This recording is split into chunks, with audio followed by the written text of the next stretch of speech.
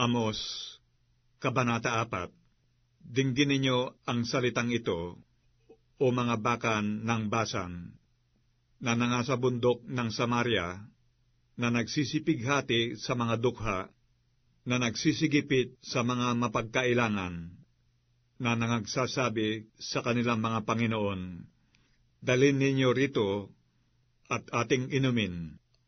Ang Panginoong Diyos ay sumumpa sa pamamagitan ng kanyang kabanalan, na narito, ang mga kaarawan ay darating sa inyo, na kanilang huhulihin kayo ng mga taga ng bingwit, at ang nalabi sa inyo ay ng mga pamingwit, at kayo'y magsisilabas sa mga sira, na bawat isa'y tuloy-tuloy, at kayo'y magpapakatapon sa Harmon, sabi ng Panginoon.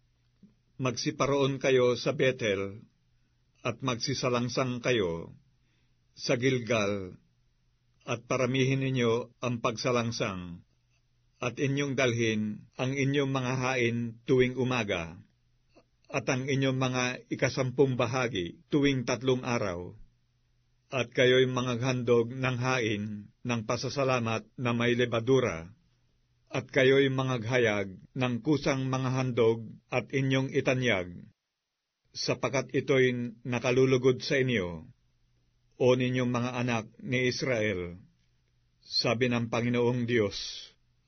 At binigyan ko naman kayo ng kalinisan ng mga ngipin sa lahat ninyong mga bayan, at kakulangan ng tinapay sa lahat ninyong mga dako.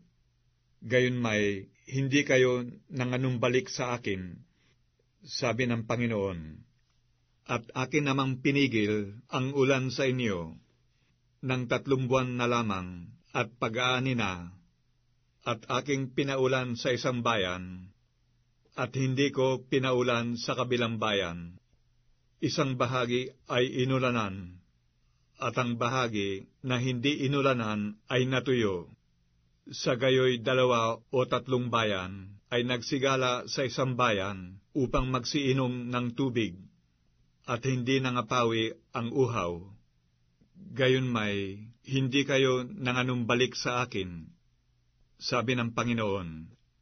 Aking sinalot kayo ng pagkalanta at ng amag, ang karamihan ng inyong mga halaman, at ng inyong mga ubasan, at ng inyong mga igusan, at ng inyong mga olibuhan ay nilipol ng tipaklong.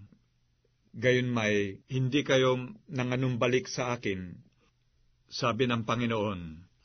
Aking pinarating sa gitna ninyo ang salot na gaya ng sa Ehipto. Ang inyong mga binata ay pinatay ko ng tabak, at dinala ko ang inyong mga kabayo, at aking pinaalingasaw ang baho ng inyong kampamento hanggang sa inyong mga butas ng ilong. Gayunmay, hindi kayo nanganumbalik sa akin, sabi ng Panginoon. Aking ibinuwal ang iba sa inyo, gaya ng ibuwal ng Diyos ang Sodoma at Gomorra, at kayo'y naging gaya ng dupong na naaagaw sa apoy. Gayunmay, hindi kayo nanganumbalik sa akin, sabi ng Panginoon. Kaya't ganito ang gagawin ko sa iyo, O Israel, at yamang aking gagawin ito sa iyo. Umanda kang salubungin mo ang iyong Diyos, O Israel, sapagkat narito, siyang nag-aanyon ng mga bundok, at lumilikha ng hangin, at nagpapahayag sa tao kung ano ang kanyang pag-iisip, na nagpapadilim ng umaga, at yumayapak sa mga mataas na dako ng lupa ang Panginoon. Ang Diyos ng mga hukbo ay siya niyang pangalan.